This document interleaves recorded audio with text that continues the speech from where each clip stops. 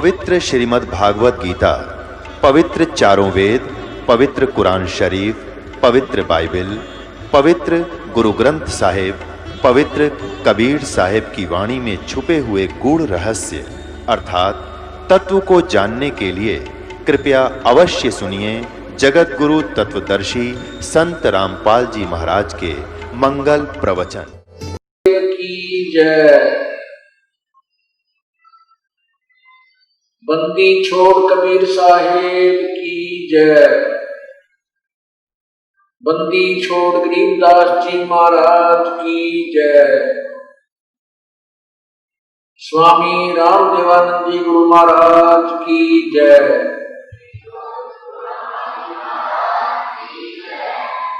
सर्व संतों की जय।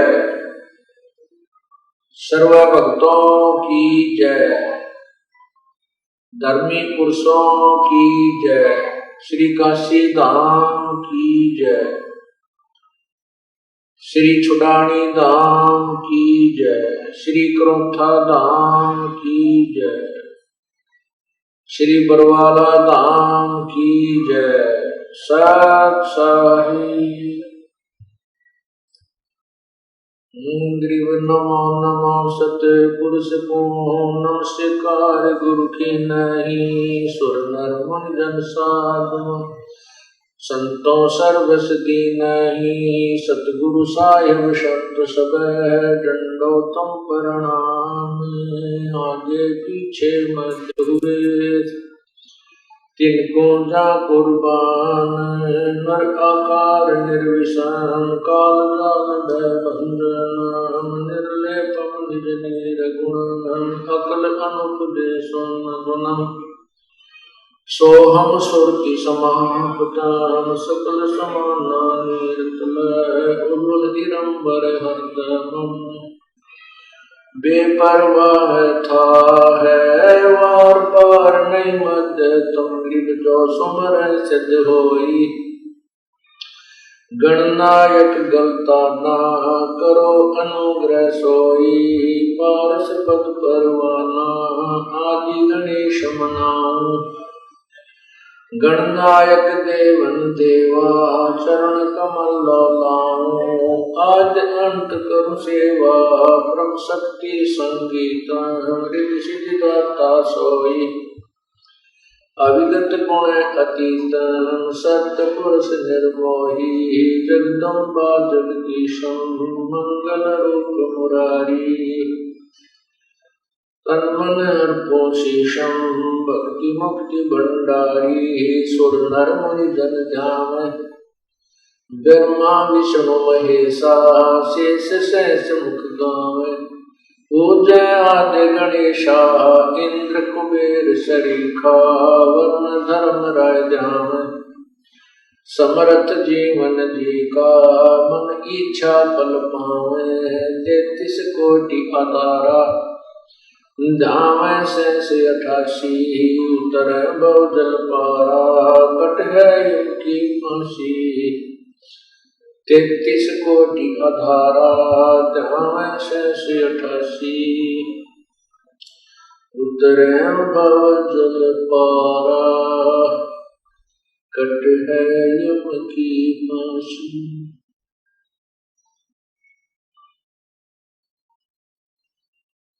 कर जोरों विनती करो धरो चरण पर शीश गुरु राम देवानंद जी महाराज ने दिया नाम बख्शीश कोटि कोटि सिजदा करो कोटि कोटि प्रणाम चरण कमल में आखियों में बंदी जान गुलाम। अब गुण किए तो बोध किए करत न मनी आड़ भावे बंदा बख्श दियो भावे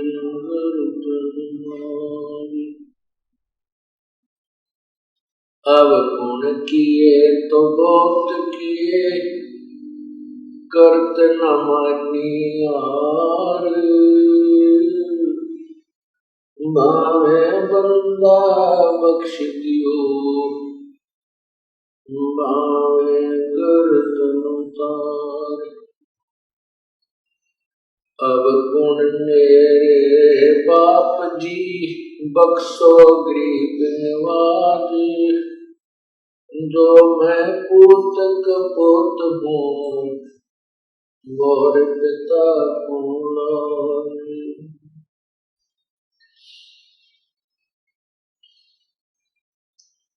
बंदे तो कर बंदगी, जे चावे दीदार। अवसर मानुष जन्म का, मिले न बारंबार। मानुष जन्म पाकर, नहीं रटे हरि नाम। जैसे कुआं जल बिना, बनवाया किस काम।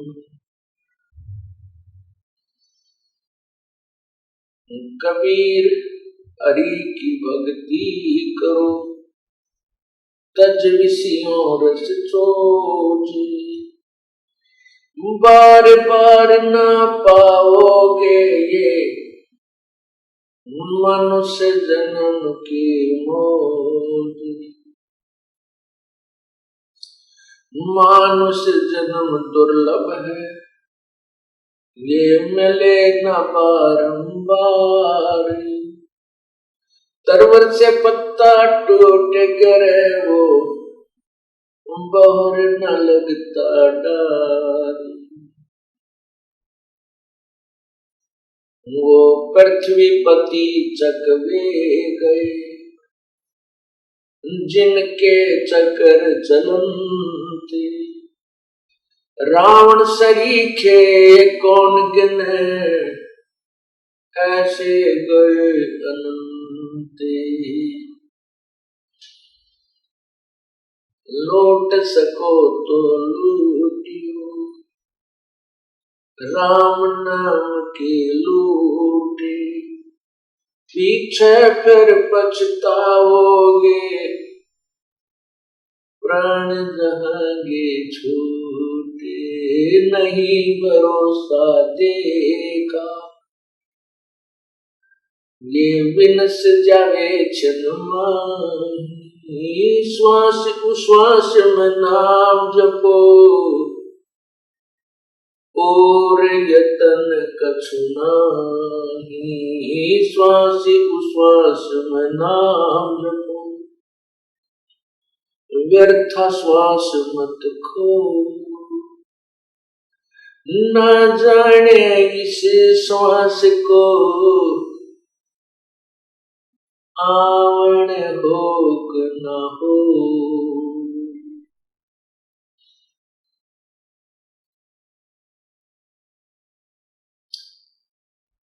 परम पिता परमेश्वर कबीर बंदी छोड़ जी की असीम कृपा से आज हमें ये सत्संग का सुअवसर प्राप्त हुआ है, जिसमें परमेश्वर की अपनी ही रजा होती है। उसमें ये शुभ समागम प्रारंभ हुआ करते हैं, और ऐसे शुभ समागमों में जिन पुण्यात्माओं को आने का अवसर प्राप्त होता है, वो परमात्मा की विशेष प्रिय आत्माएं होती हैं।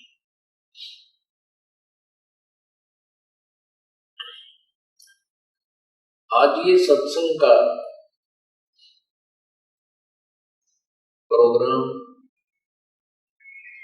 आज ये सत्संग समागम किस उपलक्ष्य में हो रहा है, सबसे पहले ये बताना आवश्यक है। ये शुभ समागम शुभ हो रहा है, जो शुभ दिन हमें प्राप्त हुआ, जिस दिन पूर्ण परमात्मा अपने सत्यलोक से चलकर इस काल के लोक में आए थे और उन्होंने आकर के इस काल के द्वारा उलझाए हुए तत्व ज्ञान को स्वयं ही प्रकट किया था।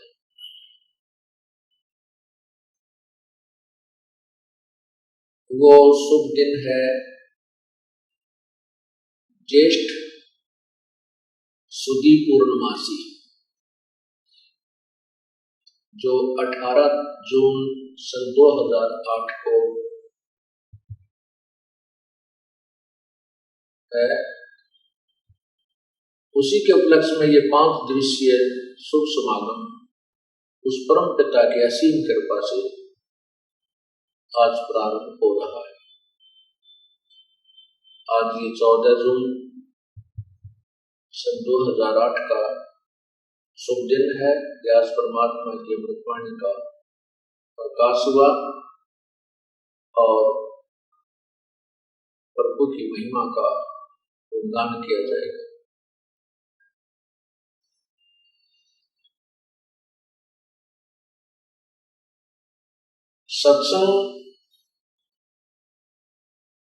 सत्संग के अंदर वो रहस्य बताए जाते हैं जो जीव को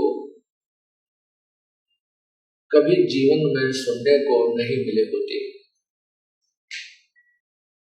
क्योंकि तत्व ज्ञान के अतिरिक्त जो भी हम ज्ञान, चाहे वह दार्शनिक है या कोई व्यवसायिक है,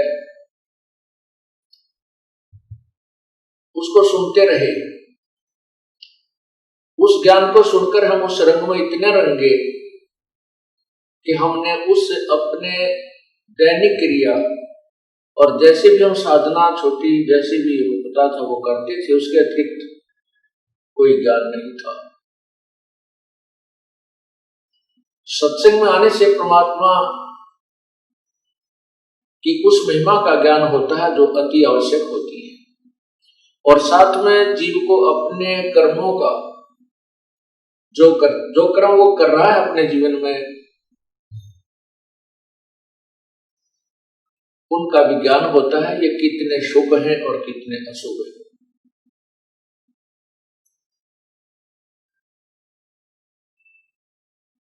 सत्संग में आने से जीव को ज्ञान होता है तू कौन है और कहां से तू आया था और कितने दिन का तू मेहमान है।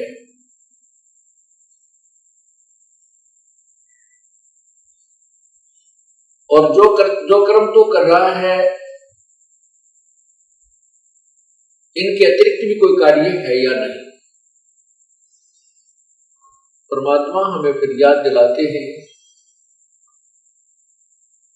भाई राम नाम रटते रहो, राम नाम रटते रहो जब तक घट में प्राण, कब हो तो दीन दयाल के गनक पड़ेगी कान। साथी हमारे चले गए हम भी चालन हार, कोई कागज में बाकी रह रही तात लगी है वार।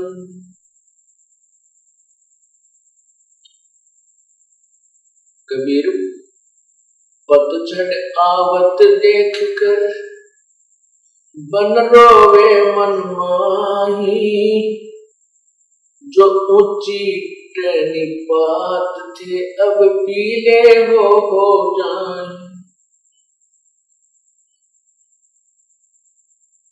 तरवर कहता पात से सुनो पात एक बात,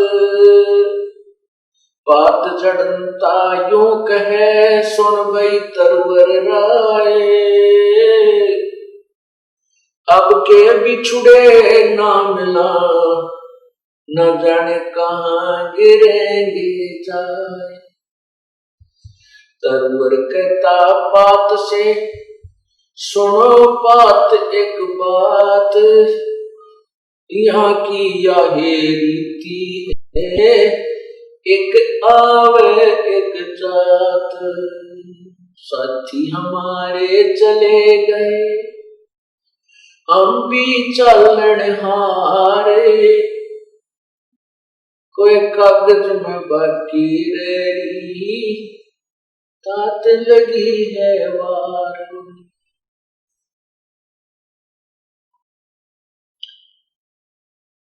परमपिता परमात्मा पूर्ण ब्रह्म सारी सृष्टि के रचनहार कबीर परमेश्वर जी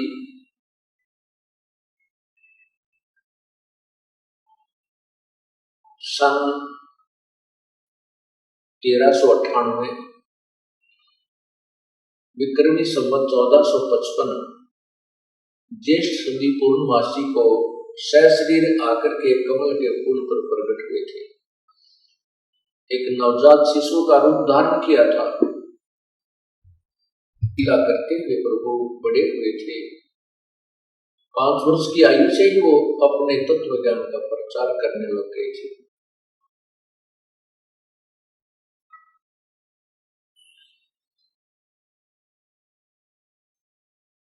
सबसे पहले सत्संग में इस जीवात्मा को ये याद दिलाया जाता है कि तू यहाँ का रहने वाला नहीं है। जिस संतान व संपत्ति को तू अपना मानता है ये तेरी नहीं है। परमात्मा ने हमें याद दिलाया था अपने तत्व ज्ञान के आधार से, काया तेरी है नहीं ये माया कहां से हो, चरण कमल में दान रखो इन दोनों को।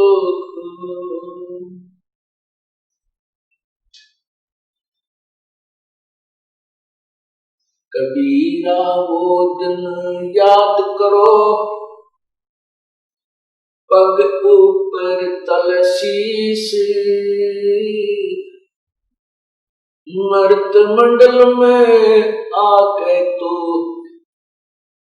बोल गया जगदीश। आत्मा जब तक हमें ज्ञान नहीं होता तो हम निर्भय रहते हैं, डरते नहीं।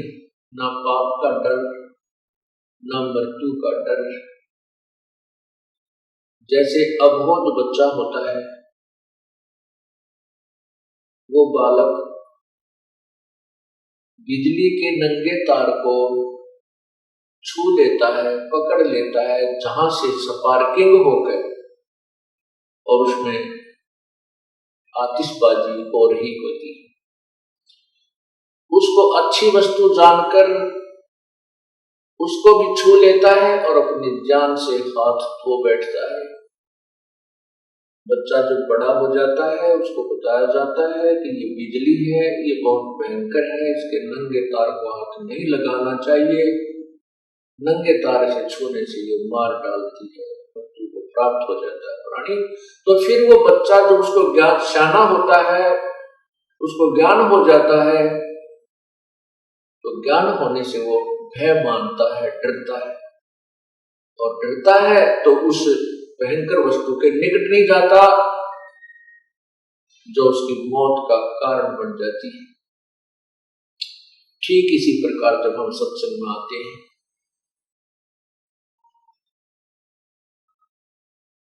और फिर हम उन दुखों से बच जाएंगे, हम 84 लाख योनियों के प्राणियों के शरीरों में जाने से बच जाएंगे।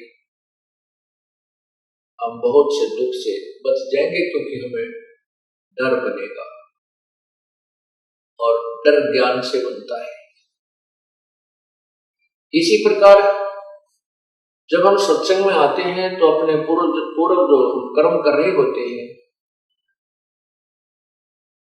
वो हमें ही फिर डराने लग जाते हैं कि ये तो बहुत पाप कर दिया, मैंने तो बहुत जुल्म किया है।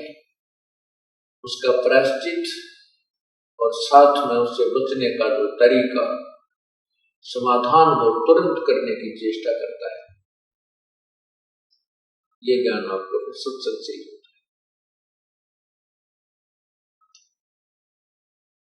सत्संग के अंदर बताया जाता है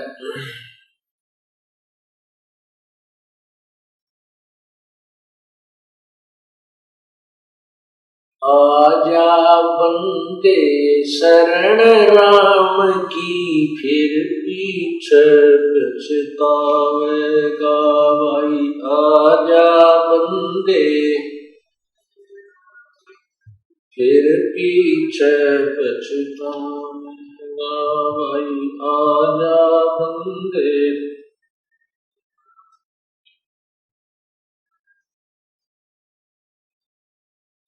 आजा बंदे शरण राम की, फिर पछतावेगा। बालू की बीत पवन का खंबा, कब लग खैर मनावेगा।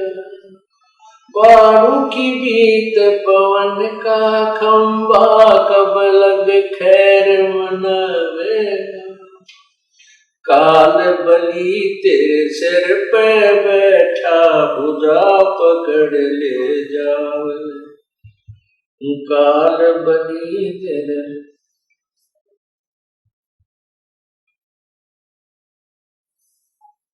आजा बंदे शरण राम की, फिर पछतावेगा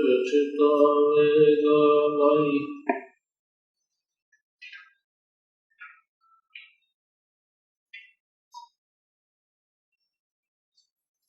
आजा बंदे शरण राम की,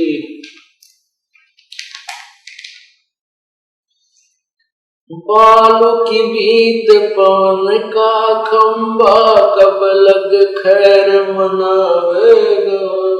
बालों की बीत पवन का कब लग खैर मनावेगा। आजम तेरे घट न घेर, तू राम कर्ण ना पाए। आजम तेरे घट न घेर, तू राम कर्ण ना पावेगा भाई। आजा बंदे फिर पाछे पछता। काल बली तेरे सिर पे बैठा, भुजा पकड़ ले जावेगा। काल बली तेरे पीछे पकड़ ले जावेगा। मात पिता तेरा कुटुंब कबीला, सारा कड़ा लखावे। मात पिता तेरा कुटुंब कबीला, सारा खड़ा लखावेगा भाई। आजा बंदे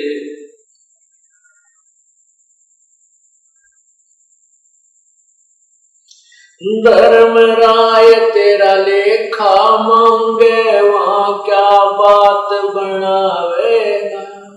धर्म राय तेरा लेखा लेगा, वहां क्या बनावेगा।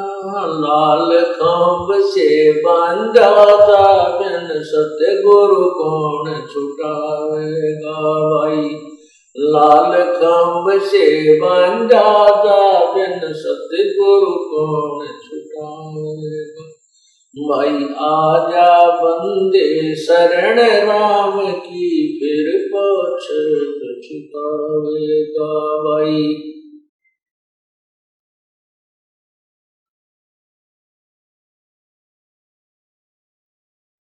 दिया लिया तेरे संग चलेगा, दरिया क्या रह जाएगा। दिया लिया तेरे संग चलेगा, दरिया क्या रह जाएगा। कहे कबीर सुनो भाई साधो, करनी के फल पावेगा। हाँ कहे कबीर सुनो भाई साधो, करनी के फल पावेगा। भाई आजा बंदे,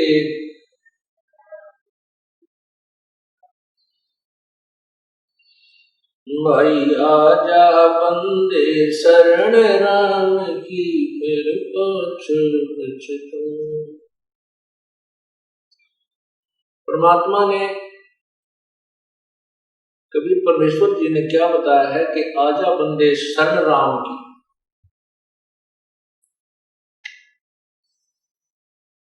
फिर पीछे पछतावेगा। परमात्मा जब इस काल के लोक में, इस मृत लोक में आते हैं, वे स्वयं ही संत की भूमिका करते हैं, स्वयं ही एक भक्त की वास्तविक भूमिका करते हैं। अपने ही डबल रोल ट्रिपल रोल बनाकर परमात्मा हमें शिक्षा देते हैं। स्वयं ही कह रहे हैं कि आजा बंदे शरण राम की, परमात्मा की भक्ति में लग जा तू, नहीं तो फिर पीछे पछताएगा।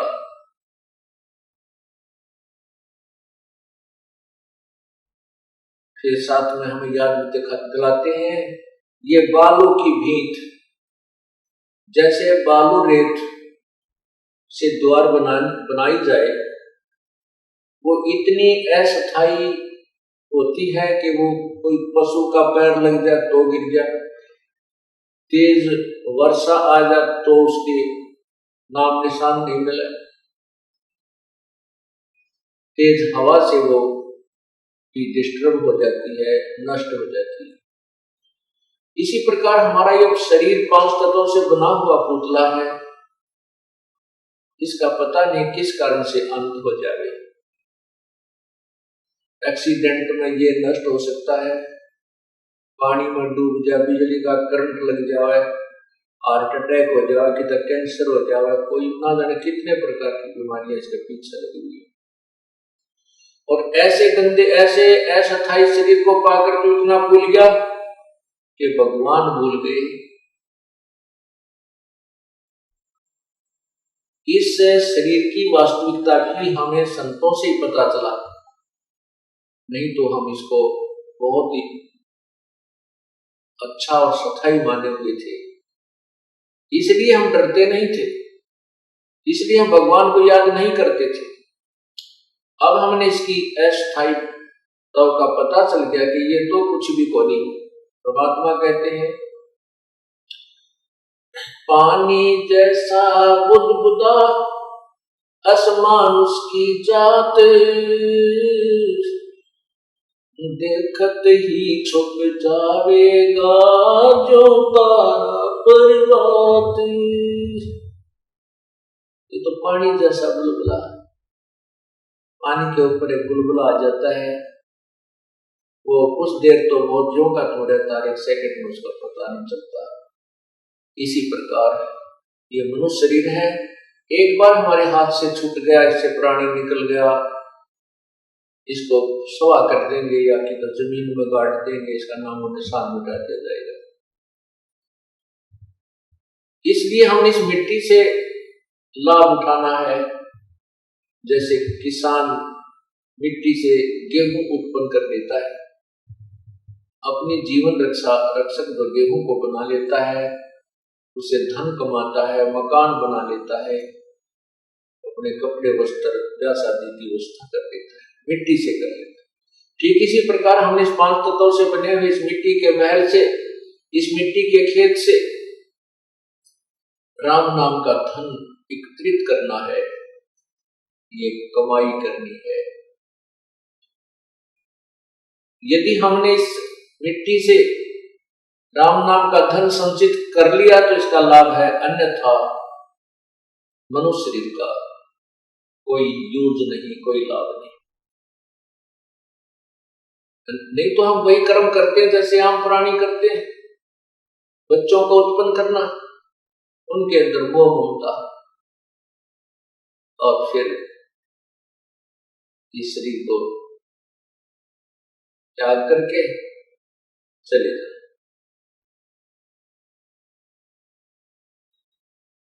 इसलिए परमात्मा हमें याद दिला रहे हैं, ये बालू की भीत, ये आपका जो शरीर है ये ऐसा जैसे बालू रेत की बनी हुई एक दीवार को, जो बिल्कुल अस्थायी,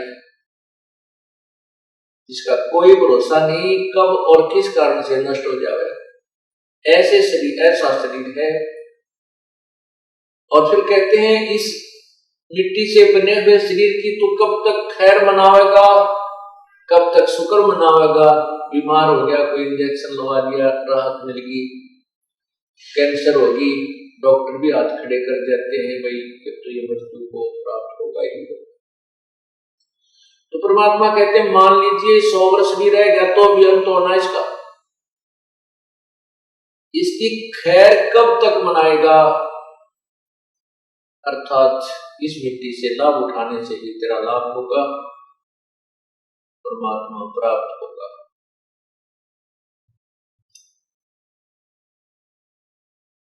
जो व्यक्ति भगवान नहीं बचते, परमात्मा की याद नहीं करते, जब तक उनके पूर्व जन्म के संस्कार होते हैं,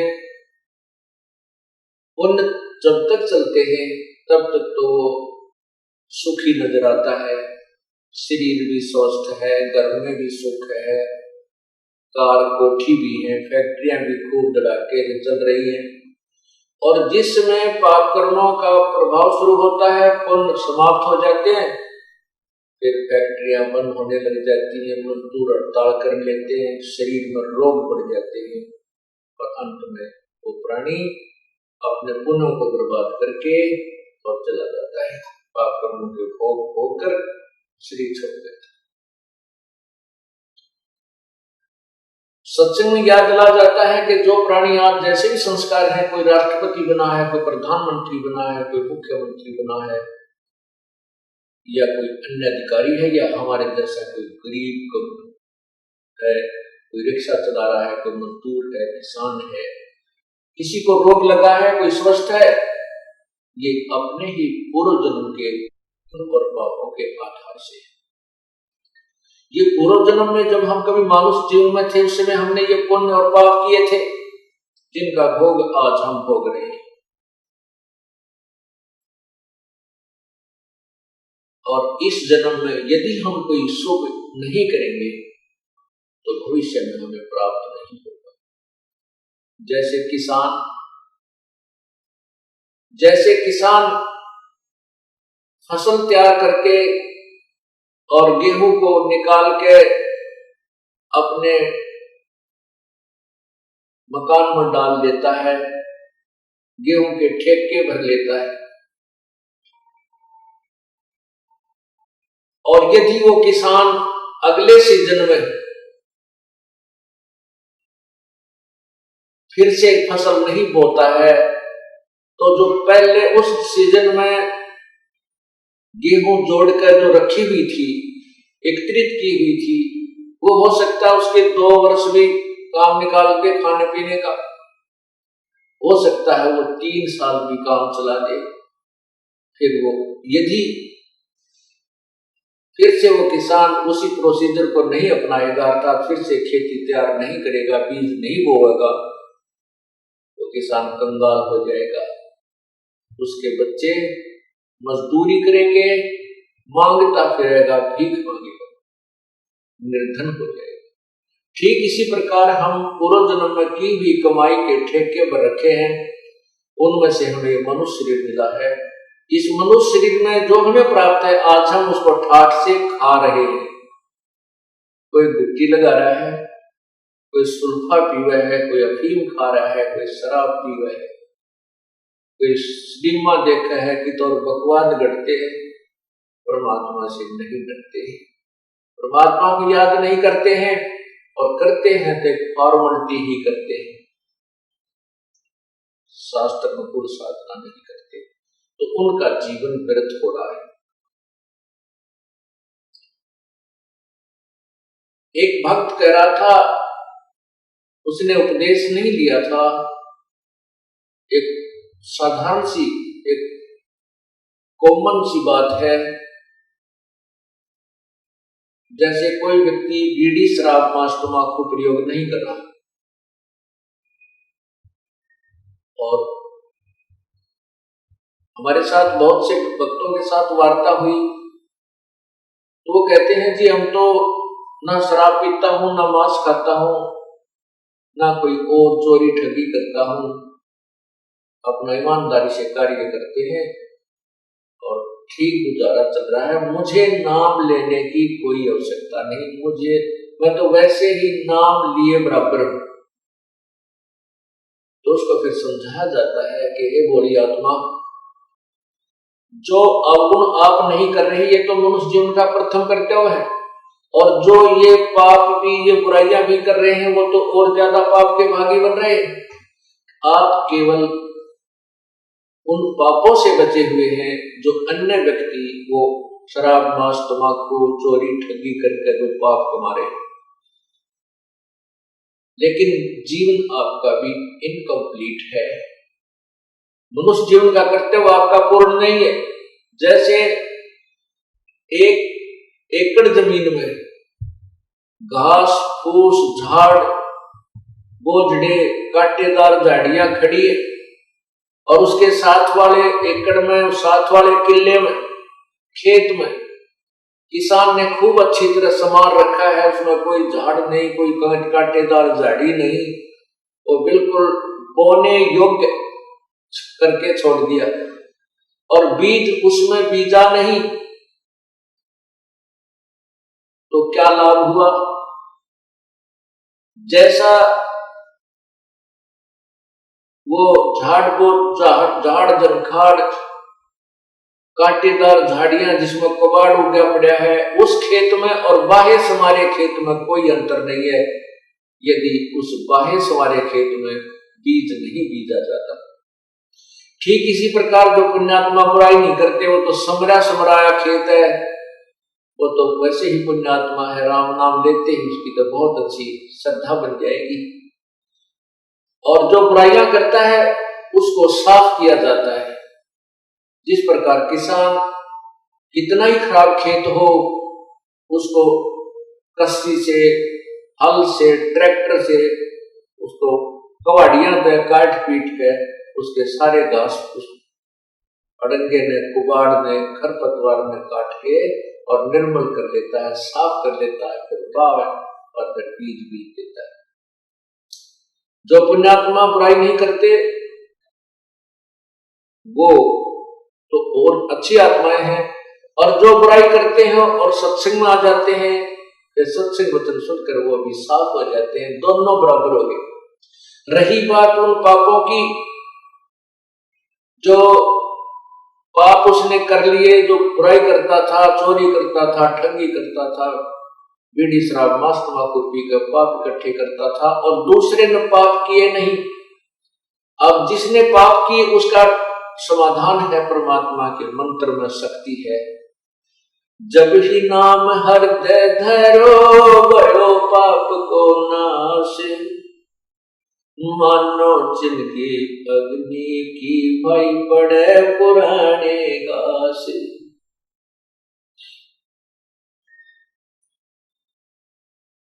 परमात्मा हर तरह से हमें सावधान भी करते हैं, ज्ञान भी देते हैं, हमारा विश्वास दृढ़ भी करते हैं।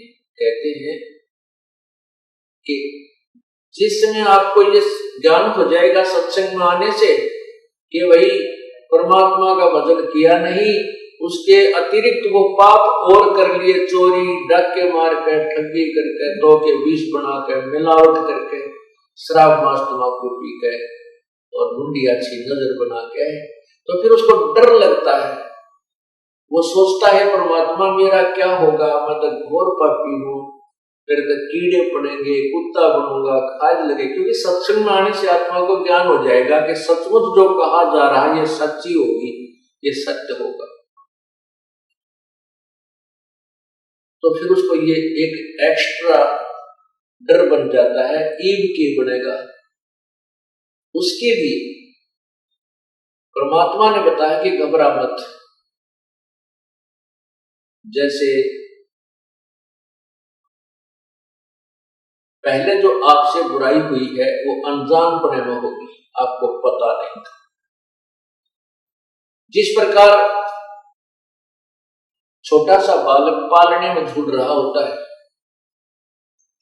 और वो क्या करता है, टट्टी पेशाब करके सारे कपड़े भी खराब कर लेता है, हाथ और पैर भी खराब कर लेता है, फिर वो रोने लग जाता है।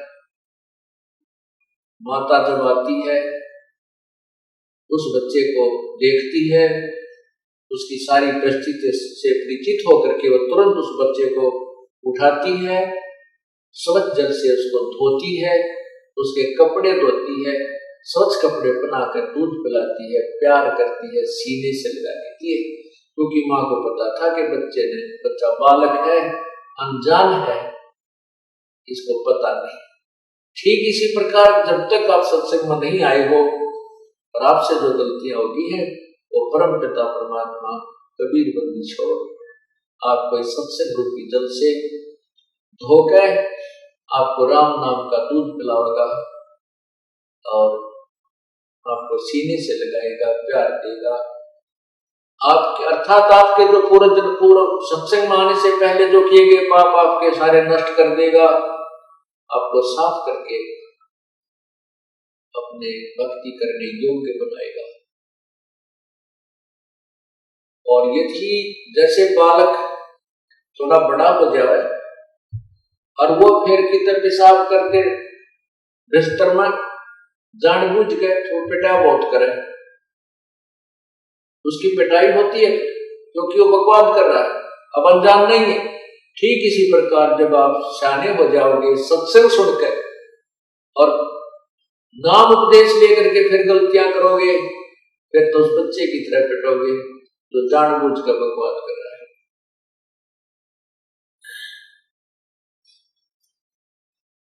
परमात्मा कहते हैं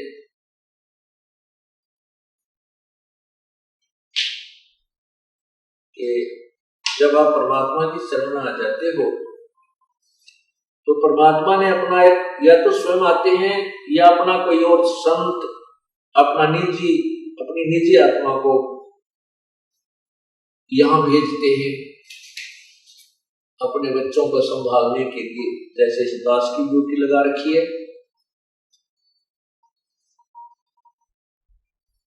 तो सत्संग आने के बाद भी जो गलती करेंगे उनको फिर परमात्मा बार बार समझाते हैं कि फिर तुम करनी पिटाई होगी तुम्हारी।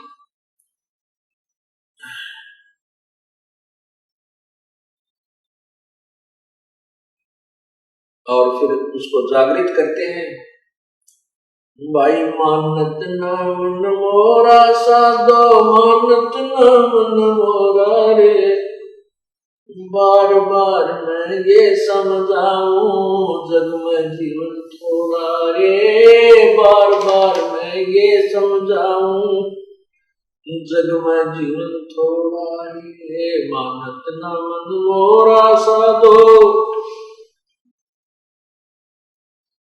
बार बार मैं ये समझाऊं जग में जीवन थोड़ा रे, बार बार मैं ये समझाऊं जग में जीवन थोड़ा रे।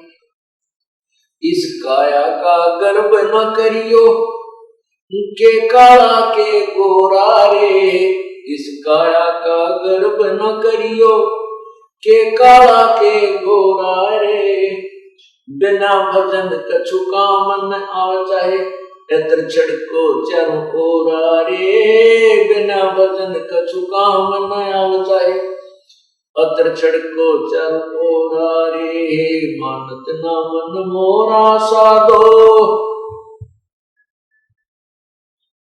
बार बार मैं ये समझाऊं जग में जीवन थोड़ा रे, बार बार मैं ये समझाऊं जग में जीवन थोड़ा है। इस माया का गर्व न करियो के हाथी क्या घोड़ा रे, इस माया का गर्व न करियो क्या हाथी क्या घोड़ा रे, जोड़ जोड़ धन बहुत बटोरा, लाखों और करोड़ा रे, जोड़ जोड़ धन बहुत बटोरा, लाखों और करोड़ा रे, मानत ना मन मोरा साधो। बार बार मैं ये समझाऊं, जग में जीवन थोड़ा रे, बार बार मैं ये समझाऊं, जग में जीवन थोड़ा। दुविधा दुर्मति चतुराई में जन्म गया नर तोरा रे, दुविधा दुर्मति चतुराई में जन्म गया नर तोरा रे, अब भी आने मिलो सत्संग में, करो गुरु ज्ञान पे गौरा रे, अब भी आने मिलो सत्संग में, करो गुरु ज्ञान पे गौरा रे, मानत ना मन मोरा साधो। बार बार मैं ये समझाऊं, जग में जीवन अरे, बार बार मैं ये समझाऊं,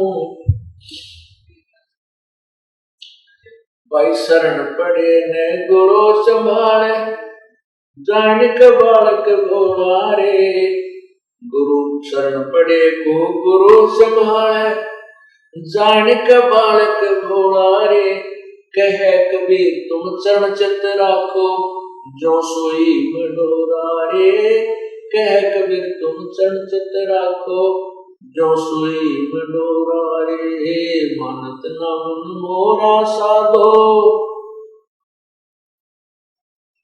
बार बार मैं ये समझाऊं, जग में जीवन थोड़ा रे, बार बार मैं ये समझाऊं, जग में जीवन थोड़ा रे।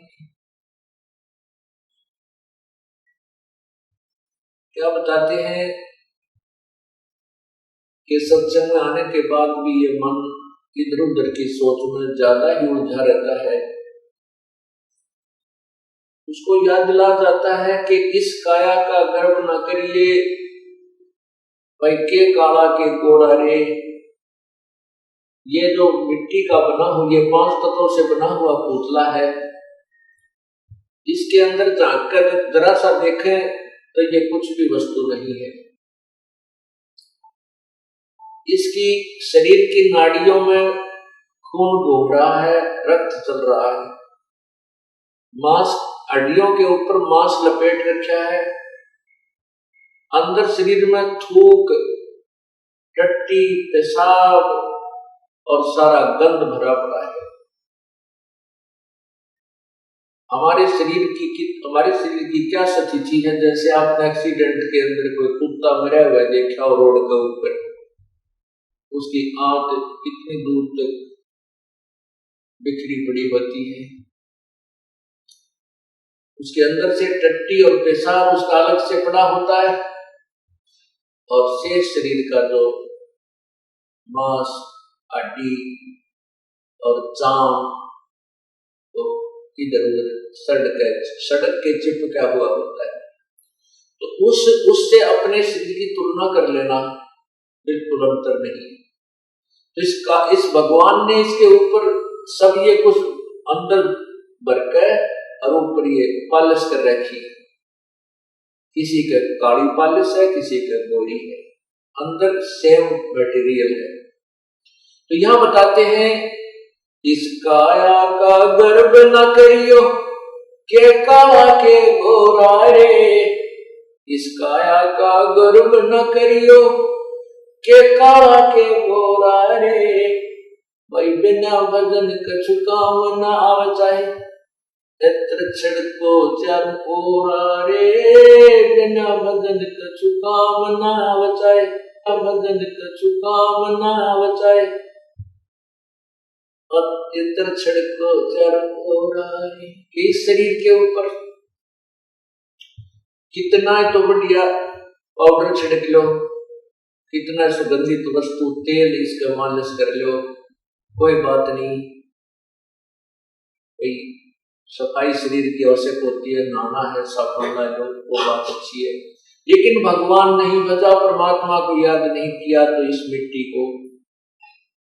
मिट्टी का कोई लाभ नहीं, ये व्यर्थ है।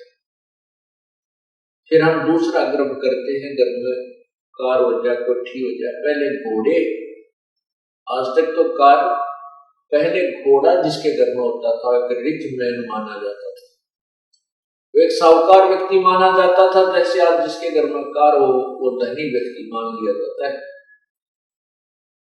तो परमात्मा बताते हैं कि इस माया का गर्व ना करियो कि हाथी के घोड़ा रे, और जोड़ जोड़ जन बहुत बिटोड़ा, लाखों और करोड़ा रे।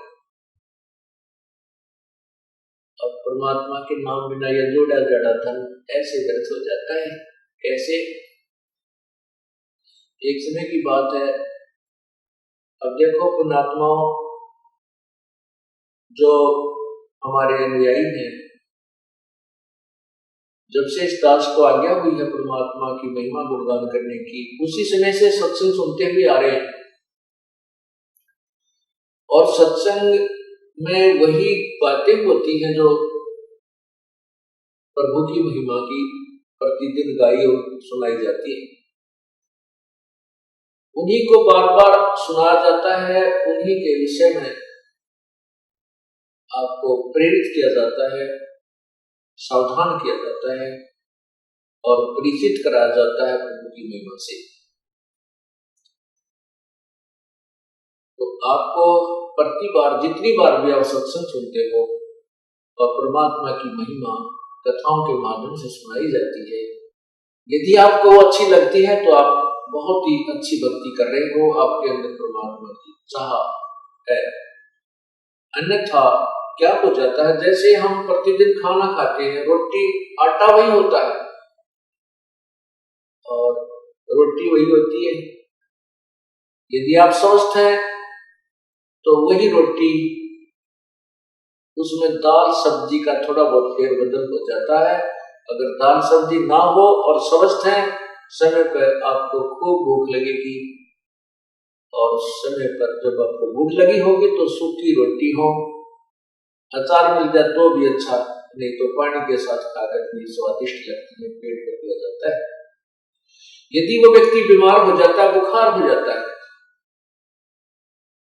और मलेरिया बुखार जिसको हो जाता है, उसने रोटी अच्छी ना लगती, उसको वो रोटी अच्छी नहीं लगती, कड़वी लगती है। मनुखा दाग से संतरा उसको बहुत ही कड़वा लगता है। न तो वो सेब कड़वी है, ना मनुखा दाग कड़वी है, ना रोटी कड़वी है। कड़वी उस बुखार ने उस पुण्यात्मा, उस भक्त की के शरीर की अवस्था को खराब कर दिया, जिसके कारण उसको मीठी वस्तु भी कड़वी लग गई। इसलिए तुलसी साहब कहते हैं, तुलसी पिछले पाप ते चर्चा ना भावे, और जैसे जबर के वेग ते भूख विदा हो जाए। जब हमारे ऊपर पाप कर्मों का दबाव बढ़ जाता है, बुखार बन जाता है, तो हमारे को परमात्मा की महिमा रूपी उनका दाग कड़वी लगती है, अच्छी नहीं लगती, स्वादी नहीं, रुचि नहीं बनती सुनने को, आनाकानी करता है। और जिस समय ये बुखार उतर जाता है, जिस समय उसका रोग बुखार जबर उतर जाता है, फिर वही व्यक्ति उन्हीं रोटियों को, चाहे लुखी मिल जाए, सूखी मिल जाए, नमकीन हो, सब्जी मिले चाहे ना मिले, उनको रुचि कर खा जाता है, क्योंकि वो स्वस्थ है।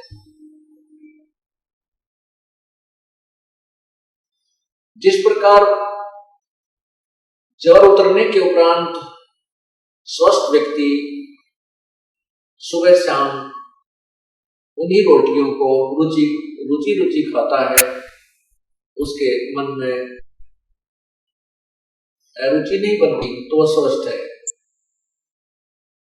इसी प्रकार जिस समय आपके पाप कर्म सत्संग में आने से नरम हो जाएंगे, बदन शिवन से कम हो जाएंगे, आपको परमात्मा की चर्चा इतनी स्वादिष्ट लगेगी कि आप बेसब्रे हो जाओगे। आपको चाहे 100 किलोमीटर पर जाकर भी सत्संग सुनना पड़े, 400 किलोमीटर भी जाना पड़ जाए, आपको ऐसी भूख लगेगी, आप पहुंच जाओगे, क्योंकि आपके वो पाप कर्म समाप्त हो चुके हैं, जो जिन्होंने आपके मन में, आपकी आत्मा में बुखार बना रखा था, जोर बना रखा था। आप स्वस्थ हो गए, आपकी आत्मा स्वस्थ हो गई है, अब इसको राम नाम की चर्चा की भूख लगती है। तो जैसे भी जो भी प्रतिदिन खाना हम खाते हैं, प्रतिदिन अच्छा लगता है तो हम स्वस्थ हैं, और जिस दिन अरुचि होगी समझो बीमार हो जाएंगे। उसका ट्रीटमेंट क्या है, उसका उपचार क्या है? उपचार यही है कि उस रोग को खत्म करने के लिए कड़वी गोलियां ही खानी पड़ती है। गोलियां, दवाई, औषधि कड़वी होती है, और चाहे रुचि ना हो औषधि खाने की, कड़वी भी लगती हो, खानी ही पड़ती है। और कड़वी औषधि खाने से रोग कट जाता है। इसी प्रकार आपने कभी कभी सत्संग सुनते सुनते रुचि बन जाती है कि ये कथा तो हमने सुन रखी है, तो समझो आप बीमार हो गए, आपके अंदर पाप कर्मों का कोई दबाव कहीं ना कहीं से बन चुका है। और यदि आपके अंदर गदगद होती है, चाहे आपने 100 बार सुन रखी है, 1000 बार सुन रखी है कथाएं, और उतनी ही रुचिकर, और रुचिकर क्या उसको सुनने के बाद फिर रोम रोम खड़े हो जाते हैं, कितनी बार सुने, क्योंकि वो तो हर बार सुनने और हर बार याद रखने की बातें हैं। फिर आपकी भक्ति, आपका जो ज्ञान है वो स्वस्थ है, आप ठीक सकते। तो इस प्रकार अब आपको बताया जा रहा है कि परमात्मा हमें बताते हैं कि तुम राम नाम के लिए समय नहीं,